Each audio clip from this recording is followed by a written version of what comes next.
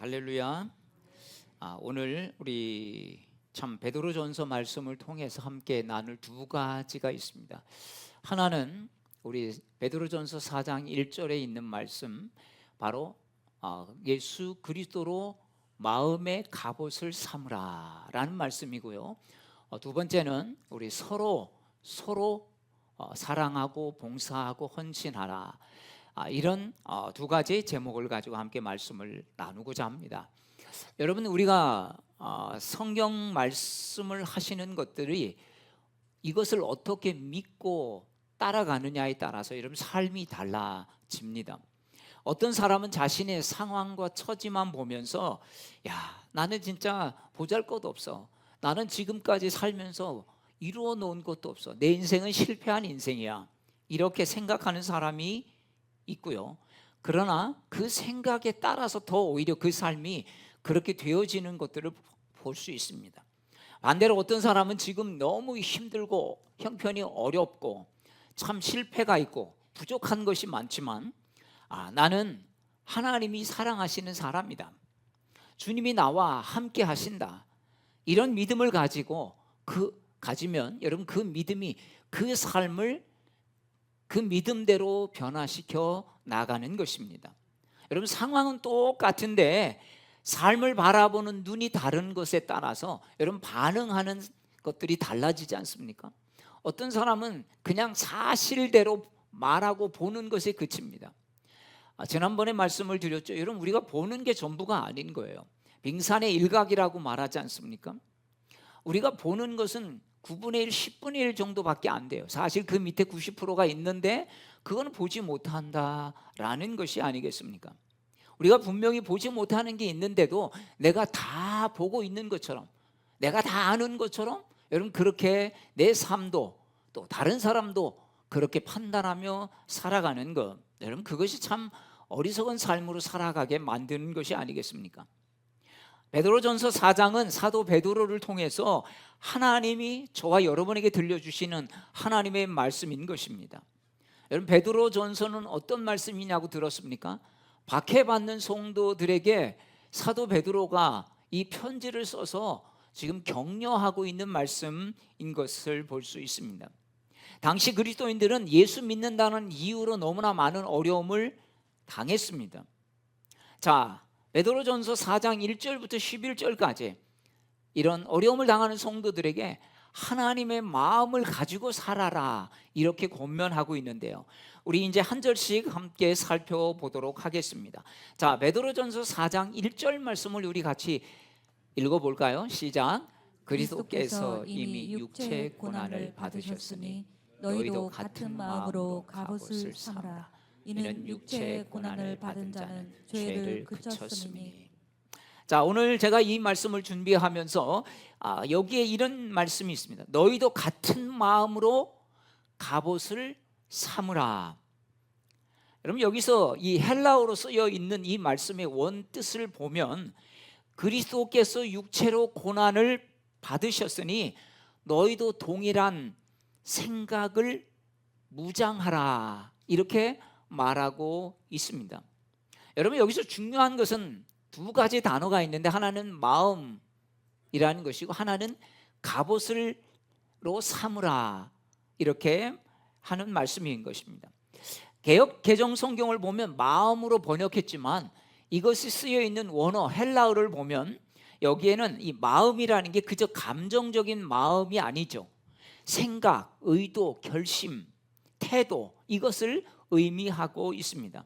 즉 예수님의 마음을 품고 살아라, 그런 의미만이 아니라 예수님이 고난을 대하셨던 그 고난에 대한 결단과 그 각오를 너희도 가지고 살아라, 이런 의미인 것입니다.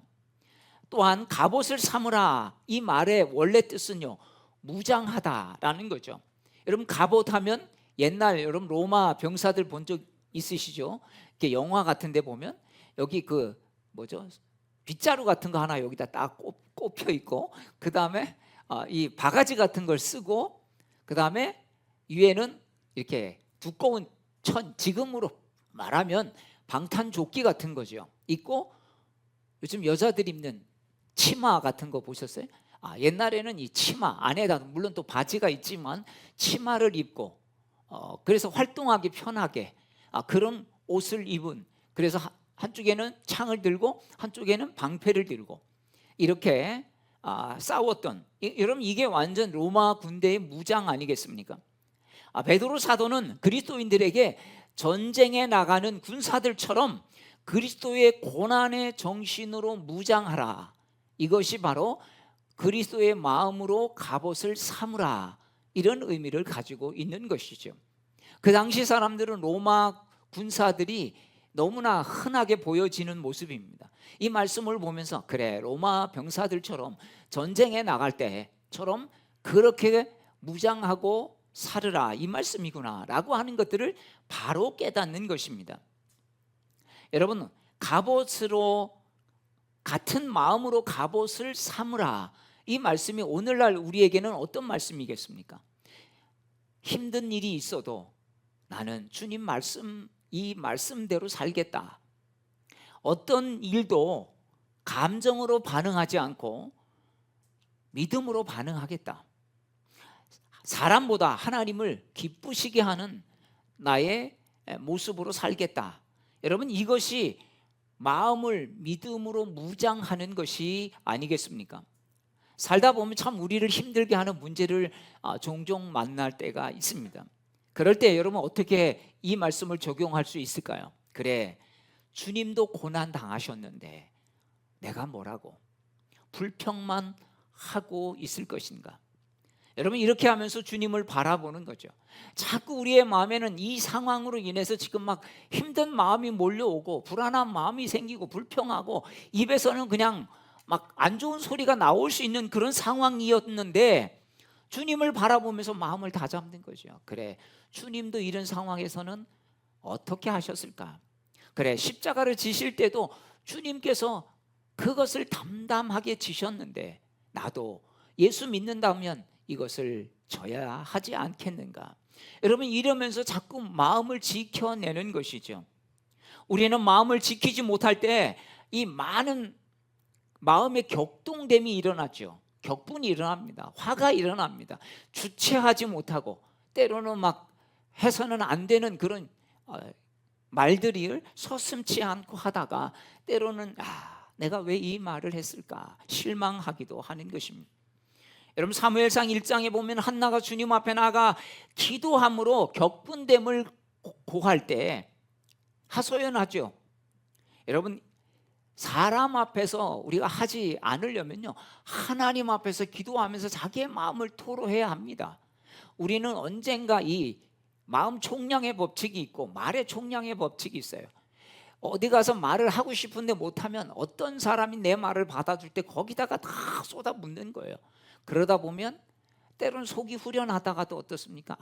내가 왜 또 그 말을 했을까? 하나님 앞에 하지 않으면 여러분 사람 앞에 화와 또 이런 말들을 쏟아붓게 되어 있는 것이죠. 오늘 이 말씀이 무슨 뜻입니까? 예수님께서 세상을 대하셨던 생각의 방식, 반응의 태도를 내 삶의 갑옷으로 삼는 것입니다. 내 자신을 보호하는 것이죠. 여러분, 살다 보면 우리를 무시하는 것 같은 여러분 그런 사람을 만날 때가 있죠. 눈빛과 그 말투. 여러분, 그럴 때 예수님이 고난을 받으셨을 때, 조롱을 받으셨을 때 어떻게 했나?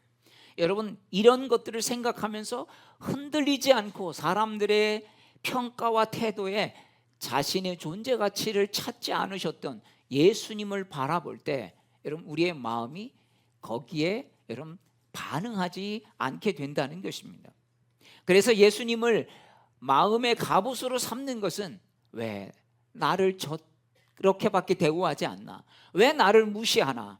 이렇게가 아니라 그래, 그래도 주님은 아시는데 왜 주님도 그런 처지를 당해 보셨으니까 주님이 인정하시면 되지. 사람들이 어떻게 다 알아주나? 여러분, 이렇게 나의 생각을 바꾸는 것인 줄로 믿습니다. 억울한 일을 당할 때 내가 옳다는 것을 증명하고 싶어지지 않습니까? 내가 이거 분명히 이거 사실 이것을 정말 밝히고 싶어. 어떻게 보면 이 사람 저 사람 말이 다를 때 두 사람 불러다가 대지를 시켜가지고 정말 홍군형을 내고 싶을 때가 있습니다. 그렇지만 여러분 그렇게 하지 않는 것이죠. 왜? 예수님도 재판정에서 침묵하셨습니다. 얼마든지 예수님도 변론할 수 있었습니다. 예수님도 언변이 뛰어나신 분이고 지혜가 있는 분이시죠. 십자가 위에서도 야, 너 하나님의 아들이면 내려와 봐라 그러면서 조롱했던 것을 볼 수 있습니다. 그런데 오히려 그들을 위해서 주님, 저들은 저들이 하는 짓을 잘못을 알지 못합니다 이러면서 용서해 달라고 기도하셨던 바로 그 주님 아니십니까?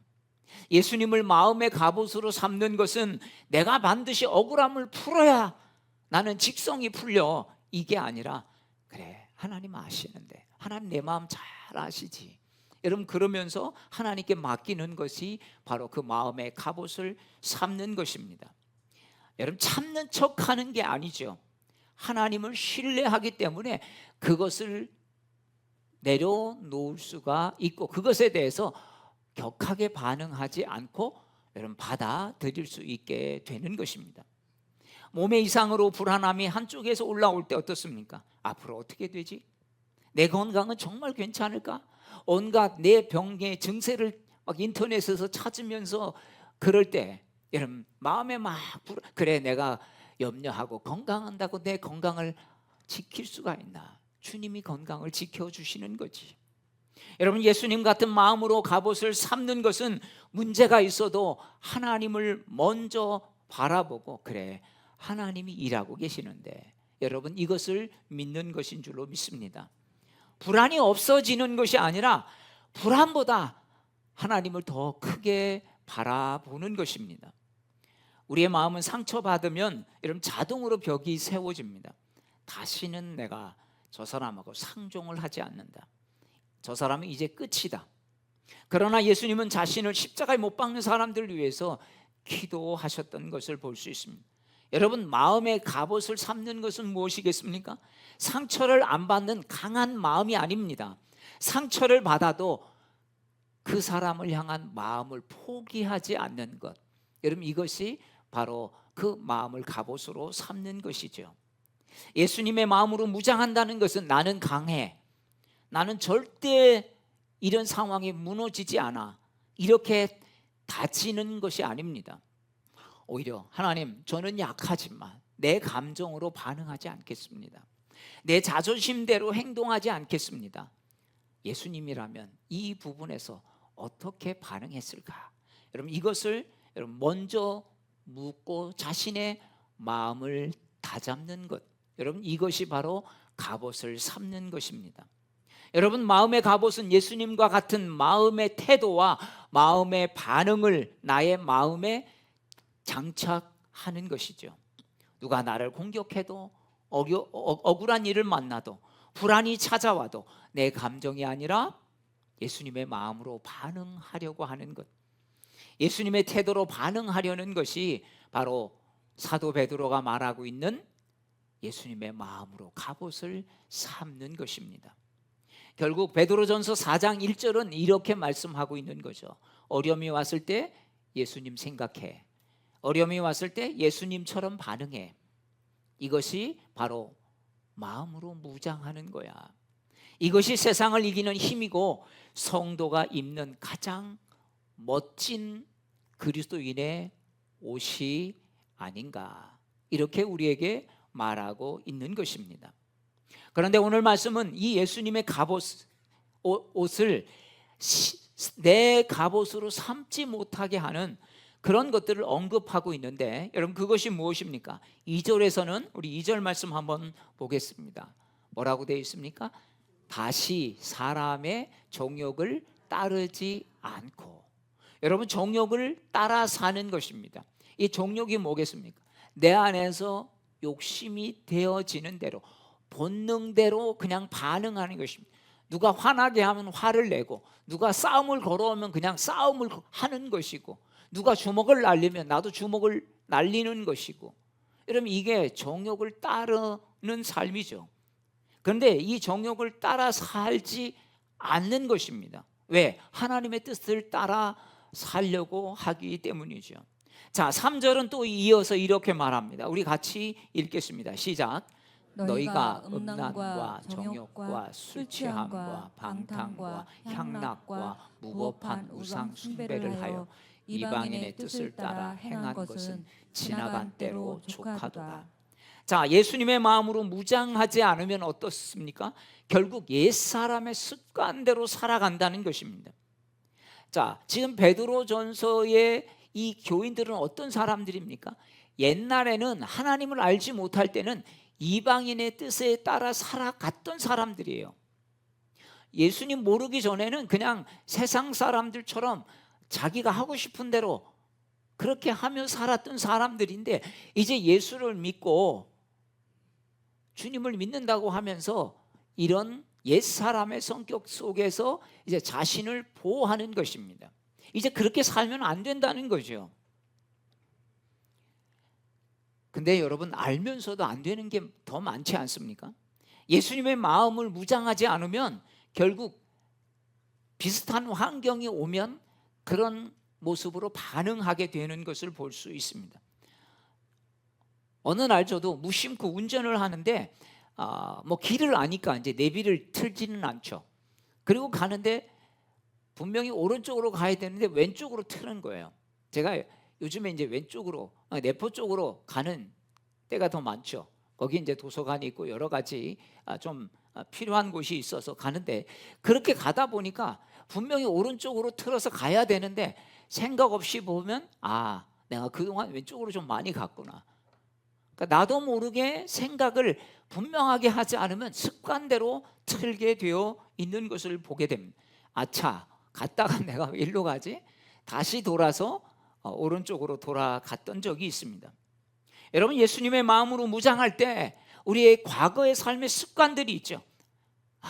그냥 반응하면 반응하는 대로 해버리는 이런 것들 가운데에서 내 마음을 지키죠. 내가 그래도 이제 은혜 받았는데, 주님이 나한테 이렇게 말씀하셨는데 내가 이렇게 반응하면 안 되지. 다시 한번 접고 다시 한번 마음을 추스리고, 여러분, 그것에 대해서 다시 주님을 바라보고 심호흡을 하고 그것에 대해서 어떤 말을 할 것인지, 어떻게 반응할 것인지를 여러분 결정하는 것이죠. 예수님을 만나기 전에는 내 성질대로 했습니다. 어디 너도 한번 당해봐라. 그렇게 하는 거죠. 그래, 너가 정말 한번 본때를 보여주지. 가서 머리끄댕이를 잡고 여러분 흔들어도 시원치 않은, 여러분, 이런 일들이 일어나는 거죠. 그러나 예수님을 만난 후에는 삶의 방향이 달라진 것입니다. 물론 우린 여전히 실수하고 여전히 넘어집니다. 그러나 중요한 것은 내가 그 방향으로 계속 가지 않는 것이죠. 왜? 주님께서 분명하게 우리에게 너 예수님 알기 전, 너 예수 믿기 전에, 은혜 받기 전에 그 모습으로 다시 살지 말라, 이렇게 말씀하고 있기 때문입니다. 베드로 사도는 예수님의 말씀을 분명하게 전하지 않습니까? 이제는 사람의 정욕을 따르지 말고 하나님의 뜻을 따라 살라. 그런데 그렇게 살면 세상이 우리를 조롱하죠. 너 참으면 너만 바보 돼. 너 무시해. 그러니까 본때를 보여줘. 계속 이렇게 조롱합니다. 또 어떤 사람이 이렇게 말하죠. 그렇지 않으면 너 무슨 재미로 살아. 참, 그리스도인들이 직장에서 지금 참 문화가 많이 바뀌었대요. 그래서 이제는 뭐 회식도, 저녁 회식도 별로 없고, 직장, 어떻게 보면 그리스도인들이 참 직장 생활하기 많이 좋은 거죠. 옛날에 보면 그냥 가기 싫어도 딸려가고 이상한 데 또 쫓아 2차 3차를 가야 했기 때문입니다. 이 재밌고 즐거운 것을 너는 왜 하지 않느냐고 그렇게 묻는다고 합니다. 이런 재미없이 너 무슨 재미로 살아, 그렇게 말하는 거죠. 여러분, 초대교회 성도들도 그런 조롱을 받았다는 것입니다. 여러분, 오늘날도 마찬가지 아닙니까? 그렇지만 분명한 것은 여러분, 예수님의 마음으로 내 마음의 갑옷을 삼자, 이런 것들을 계속 우리가 품고 나아갈 때 이 세상과 그래도 구별되는 그런 삶을 살게 되는 것입니다. 자, 왜 우리가 그렇게 살아야 하는지, 5절 말씀은요 더 분명하게 보여주고 있습니다. 우리 5절 말씀 우리 같이 읽겠습니다. 시작. 그들이 산 자와 죽은 자를 심판하기로 예비하신 이에게 사실대로 고하리라. 여러분, 다른 사람은요 다 속일 수 있고, 또 때로는 내 자신도 내 자신에 대해서 좀 덜 생각할 수 있어요. 내 자신의 잘못을 감출 수도 있습니다. 하지만 마지막 심판의 날, 우리가 주님 앞에 가야 되는 그때에는 다 드러난다는 것입니다. 여러분, 우리가 바르게 살아가야 할 이유는 사람들에게 칭찬받기 위해서가 아닙니다. 분명 하나님 앞에 서게 될 날이 올 텐데, 그날에는 변명도 핑계도 할 수 없는 것이지요. 여러분, 이 말씀은 우리를 두렵게 하는 위협이나 협박이 아닙니다. 오히려 하나님 앞에서, 그래, 내 인생 얼마나 남았는지 알 수 없지만 내가 주님 앞에 가면 분명히 결산할 때가 있는데, 내가 그때 어떻게 해야 되나? 주님 앞에 칭찬을 받을 수 있는 삶인가? 아니면 책망을 받아야 할 삶인가? 내가 하나님 앞에서 정직하고 진실하게 살도록 하나님께서 우리를 인도하시는 경고인 것이죠. 여러분, 어린아이들이 이렇게 자꾸 뭔가 하려고 할 때 경고하죠. 너 그러면 혼나? 근데 여러분, 계속 때리고 그러지 않습니까? 아니죠. 너 한 번만 더 하면, 너 3번만 더 하면. 그렇지만 여러분, 그렇게 그거를 하고자 하는 게 아니라 하나님이 그것을 통해서 경고하듯이 바로 부모도 똑같이 사랑의 경고인 것입니다. 작은 말 한마디, 작은 행동 하나가 주님 앞에서 행한다면, 여러분, 그 자세로 살아갈 때 우리의 삶은 더 거룩해지고 하나님께 영광이 될 것을 믿습니다. 자, 그런데 오늘 또 중요한 말씀 하나가 있습니다. 공동체적으로 살아가는 이치를 말씀하고 있는데요.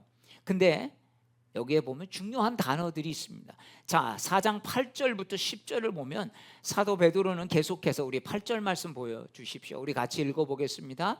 무엇보다 뜨겁게 서로 사랑할지니 사랑은 허다한 죄를 덮느니라. 자, 여기에 어떤 단어가 있는지 한번 보십시오. 9절 말씀 보십시오. 시작. 서로 대접하기를 원망 없이 하고. 10절 시작. 각각 은사를 받은 대로 하나님의 여러 가지 은혜를 맡은 선한 청지기 같이 서로 봉사하라. 자, 8절, 9절, 10절에 서로 공통되는 단어가 있죠. 뭡니까? 서로. 자, 서로 사랑해라, 서로 대접해라, 그리고 서로 봉사해라. 자, 왜 베드로는 하나님을 사랑하라고 말씀하기 전에 먼저 서로 사랑하라 이렇게 말씀하고 있을까요? 서로 사랑해, 서로 대접해, 서로 봉사해. 여러분, 그 이유는 이것입니다. 신앙은 혼자 하는 것이 아니기 때문이죠. 예배도 혼자 드릴 수도 있지만 여러분, 같이 예배를 드리죠. 여러분, 같이 봉사합니다. 같이 모여서 찬양합니다. 베드로 전서 당시의 성도들은 심한 박해로 인해서 어려움을 가지고 살았습니다. 여러분, 오늘날도 참 어려운 시대에 사단은요, 이 어려움을 겪을 때 사람들의 반응들을 보면서 서로 떼어놓습니다. 고립되게 만들죠. 여러분, 그러니까 지금 1970년대 이후부터 지금까지 보면 점점점 우울증 약들이 여러분 복용이 늘어가고 있다고 말하고 있습니다. 1970년대하고는 비교할 수 없을 정도로 엄청난 양의 우울증 약이 지금 복용이 되고 있다고 하는 것이죠. 왜 그럴까요? 사단은요, 혼자 고립시키고 그리고 쉽게 상처받게 하고 서운함과 섭섭함이 마음이 지배하게 하면서 여러분, 공동체를 쉽게 갈라놓는 것입니다. 섭섭한 일이 있으면 나는 이제 나 저 사람 안 만나, 나 싫어, 나 교회 안 가, 나 이제 마을 회관에 안 가, 막 이런 일들이 벌어지는 것이죠.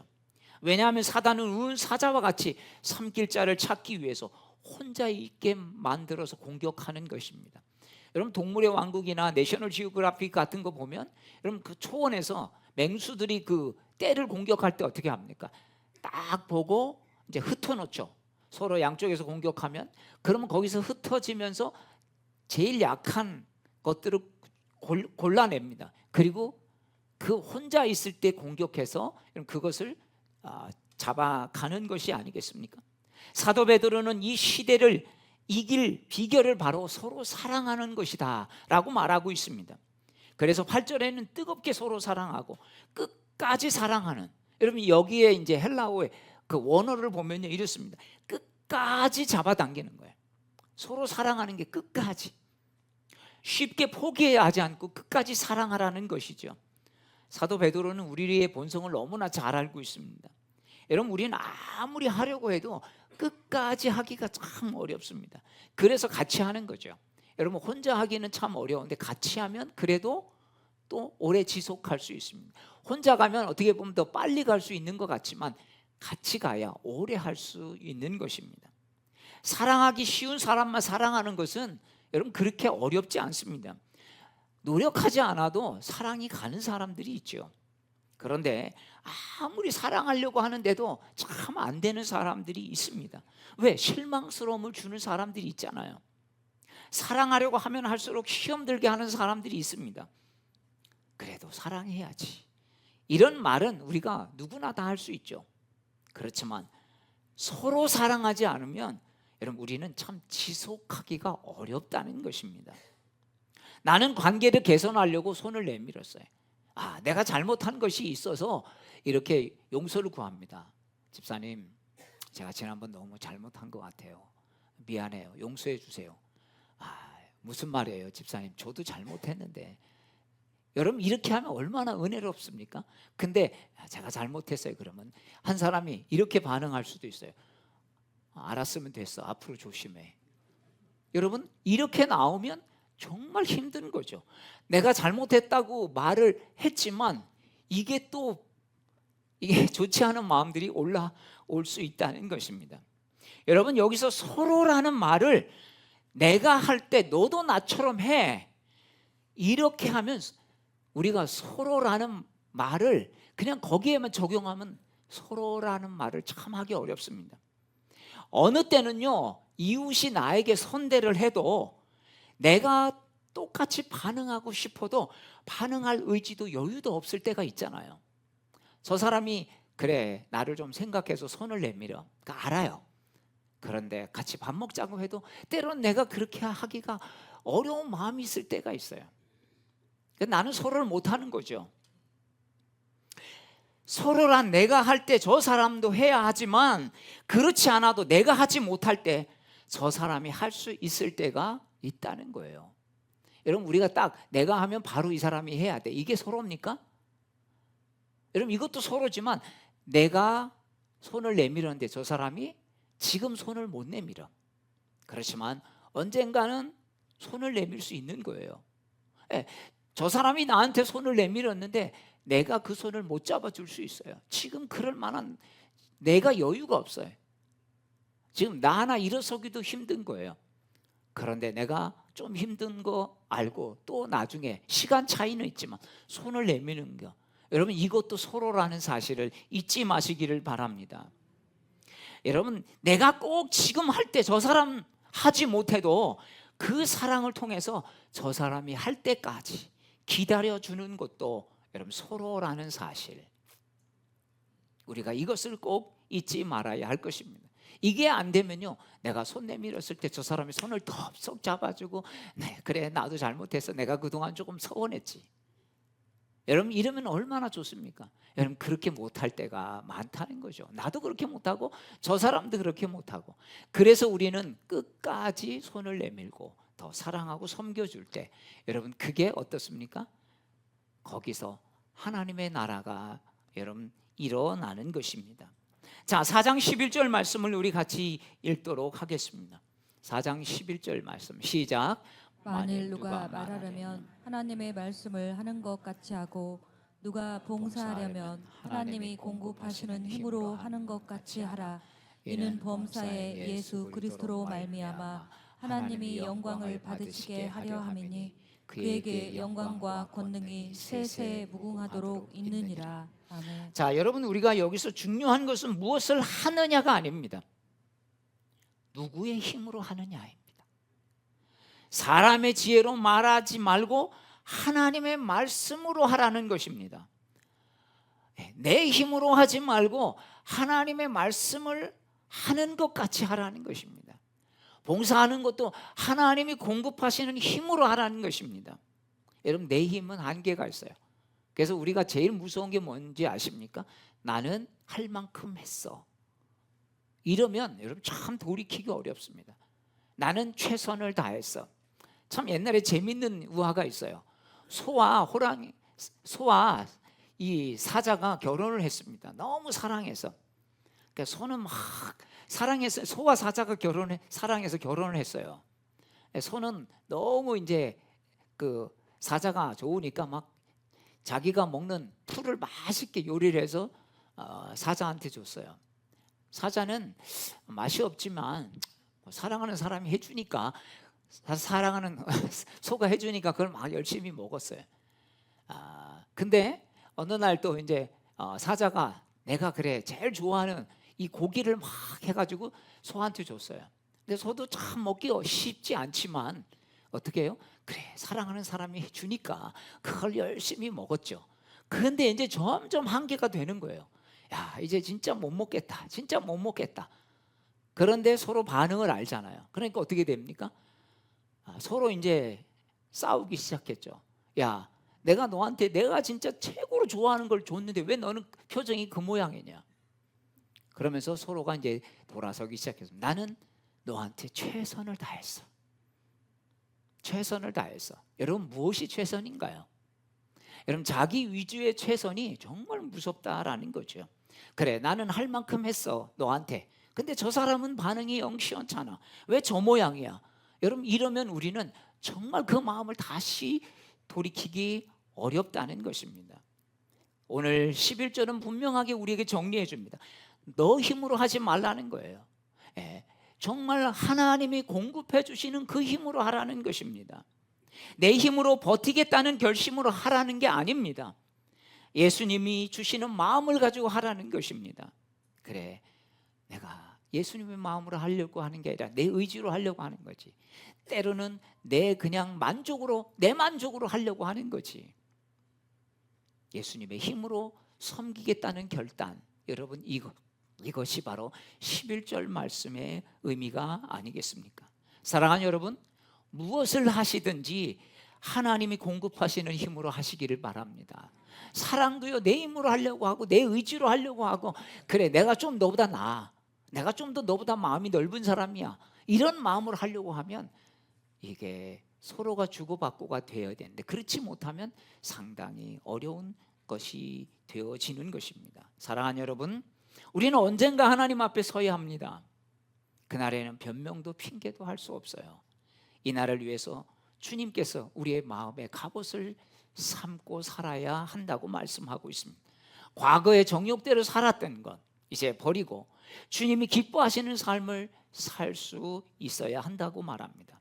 여러분 서로 사랑하고 서로 봉사하고 서로 섬겨야 합니다. 그러나 이 서로가 내가 하면 해주고 저 사람이 하면 또 내가 하고, 여러분 때로는 그럴 수 없는 우리의 처지가 있을 때가 너무 많다는 것이요. 때로는 이유도 알 수 없지만 왜 저 사람이 저렇게 반응하는지, 그러나 속을 들여다보면 그때는 저럴 수밖에 없었구나. 여러분 우리가 그때를 위해서 기다려줘야 한다는 것입니다. 왜? 나도 여러분 어떨 때는 무작정 이해받고 싶을 때가 있잖아요. 누구 몰라? 나도 근데 하려고 하는데 안 되잖아. 근데 나도 그렇게 이해받고 싶은 것입니다. 사랑하는 여러분, 우리를 보다 잘 섬기도록 주님께서 은사를 주셨어요. 그래서 서로 다른 모양으로 섬기되 시간적 차이는 있어도 서로 사랑하고 섬기는 이런 공동체로 나아갈 수 있기를 축복합니다.